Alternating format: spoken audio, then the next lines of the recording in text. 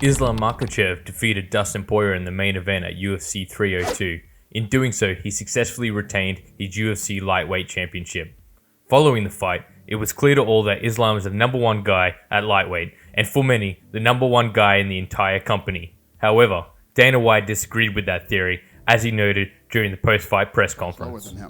John Jones beat everybody at light heavyweight, then beat the best heavyweight in the division like it was nothing at a higher weight class. So John Jones is absolutely positively the pound-for-pound best fighter in the world, probably the greatest fighter of all time in any sport. When you think about Islam gave little thought to the comments by Dana. No, it's John Jones. What do you think about that? I don't know. Maybe it's his opinion, but I think I saved this card today because all these fights boring and the whole arena almost sleep. And we should always... Yeah, Islam's right. It was a painful watch along, you know what I mean? Serious. That watch along, that was fucking... It was good, but painful in terms of the fight. 8 decisions, man, 2 finishes. And it was painful for McDane because he thought he was going to get on the table with, man. He thought he was going to get next to the table, man. But he fell one fight shot, one fight. And I leave another day at the top of the table. One more week, but I'm on top of the table. I've told you a million times, bro. What goes up must come down. Your time will come, son. Your time will come. You'll be eating the scraps that I'm dropping. Hey, listen, I'm just cussing the card. Let me cuss that card in peace, bro. Mate. Let me cuss that card in peace. Card all around. Look, let's come to you back then. Actually, since before the card was successful, Islam says it saved the card. He's happy he got double bonuses, just like Holloway did the other day or the other week. And calling John Jones pound for pound, he's resenting it a little bit. What's your take on it? Considering you got the pound for the quote unquote from Dana's pound for pound gloves in your house right now, but you know what I mean? Like, I do, yes, mate. you do. I mean, I could go. Let's get that in.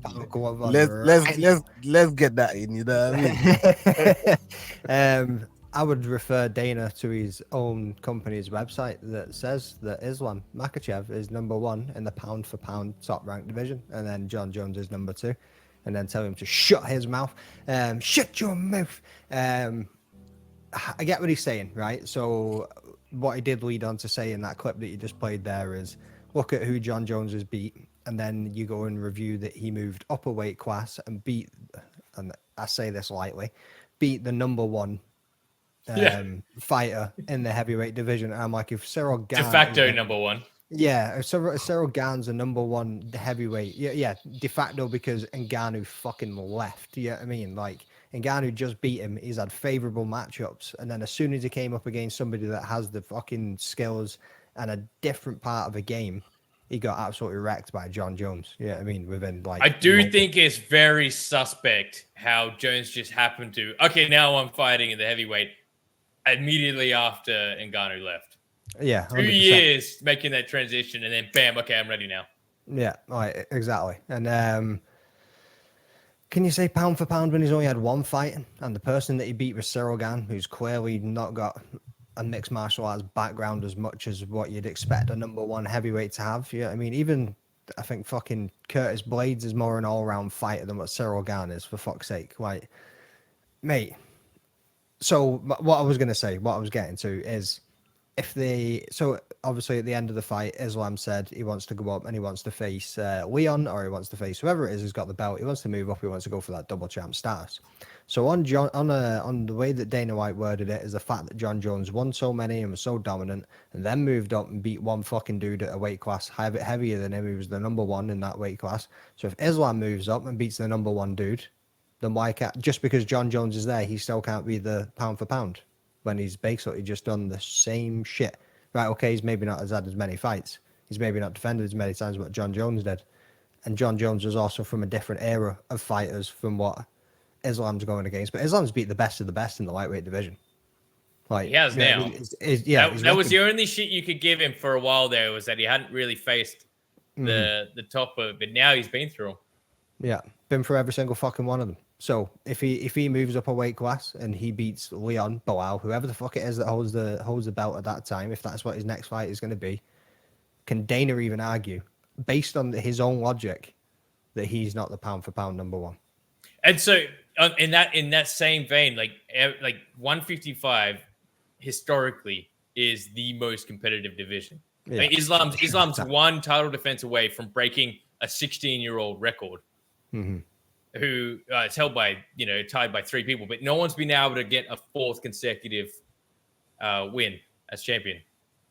I mean, that just shows you the depth of that division. I mean, heavyweight's even worse than that, I believe. But I mean, the big boys, one shot, you're out, right? Yeah. There's no question how great John Jones is. I mean, he cleared out. He essentially ruined light heavyweight. Like it's that division compared to others, it probably isn't that great anymore. And then you look back when Jones was just getting in there, like it was full of killers, absolutely stacked full of killers. But pound for pound, how can you be number 1 pound for pound with 1 fight in 2 years?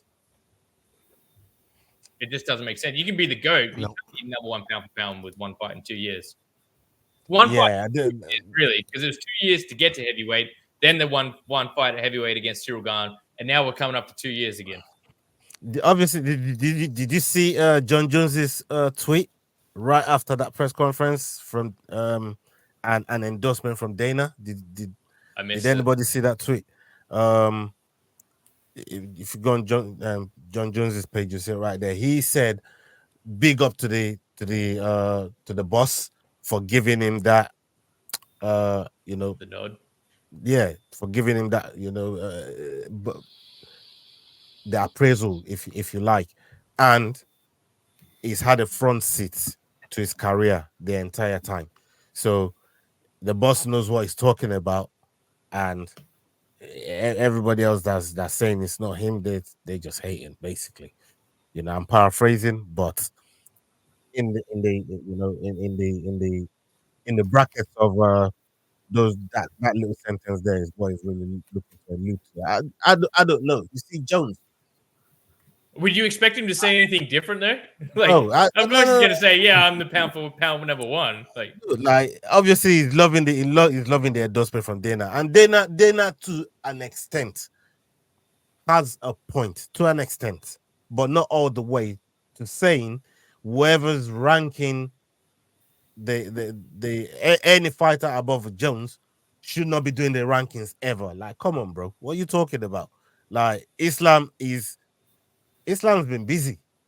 It got a community note.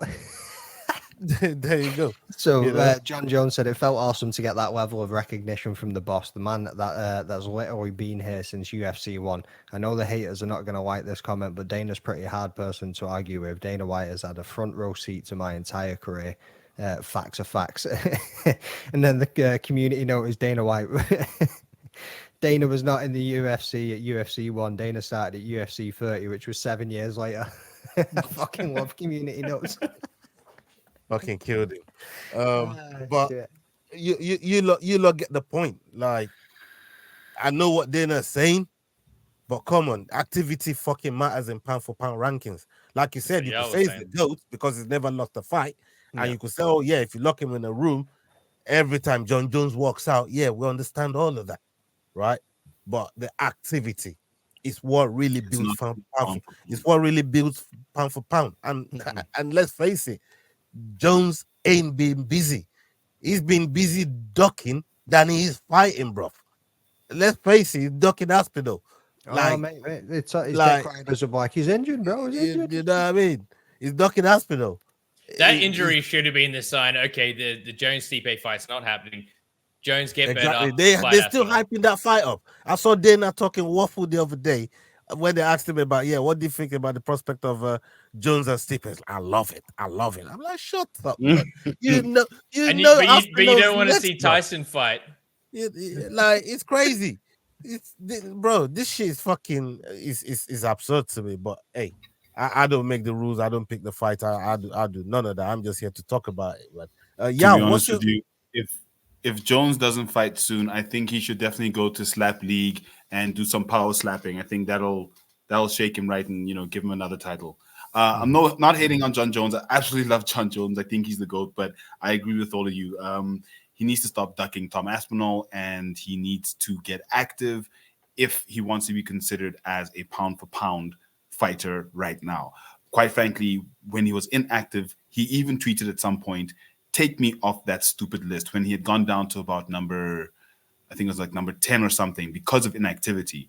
So in my opinion, he should have the same energy right now. If you're inactive, you should be dropping and then complaining about it, not being up there and saying, yeah, I should, because the boss says that I've got, look, if you go into a room with me, I will win 9 times out of 10. I will, but that's still not being active in terms of the pound for pound list. So I say you should go do some slap league in the meantime, maybe some bare knuckle, and then come back. I don't know. But yeah, we want to see John Jones active if he wants to be on the pound for pound list. And for me, Islam, definitely number 1. The only reason that this is a thing to begin with is because everyone's paying homage to what Jones has done in the history, like his record. Like everyone's looking at what he's done. That's the pound for pound is about activity. Got to be active. Got to be active, man. And Islam's been working. So I don't know. I don't even know how that's even an argument, man. You know what I mean? And yeah, that's what Dana kept repeating as well. Well, if you consider what pound for pound's all about, right, Dana?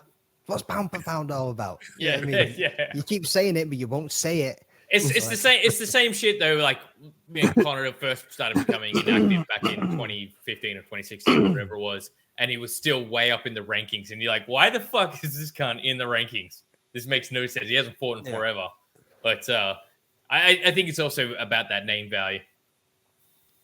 100%. Yeah, it's all crazy, man. But look, when we eventually see John Jones fight again, everybody else that keeps fighting can't get put on that pound for pound top of the list, because Jones is the best and will walk out of any room that you put it in with another fighter or another man. That's what Jones is pound for pound for. Fucking hell, man. That shit makes no sense. That shit is jokes, bro. Get in the fucking. Say he's the greatest of all time. Nobody's arguing. Yeah. Nobody's really arguing that. Yeah, but pound for pound is a whole different. It's a whole different. It's just a whole different thing, man. There's few names that you could even say across any sport. You could start to that's how impressive what he's done is. But yeah, pound for pound, that ain't it. If you've enjoyed this video, don't forget we do our Dust Off Shakedown every Wednesday, 9 p.m. UK time. Don't miss it.